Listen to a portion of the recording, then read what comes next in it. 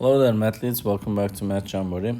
We have another AP Precalculus type of a question from the topic of rational function and vertical asymptote. Let's solve it together. In the xy plane, the graph of a rational function f has a vertical asymptote at x equals 4. We show the following could be an expression for f of x. So, we're talking about a rational function. Rational functions consist of numerators and the denominators. And the vertical asymptote is all about the denominator. And in the denominator, they're saying that we must have an expression when you make it equal to 0 and solve for x that's going to give you positive 4. What would be that expression?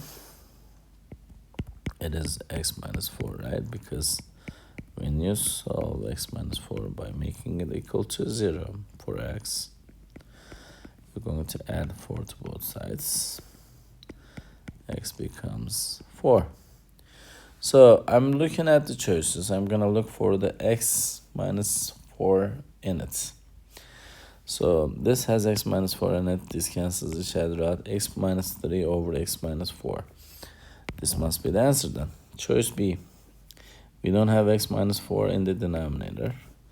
In the choice C is kind of like tricky. I want you to pay attention that x minus 4 cancels each other out. Even this cancels each other out.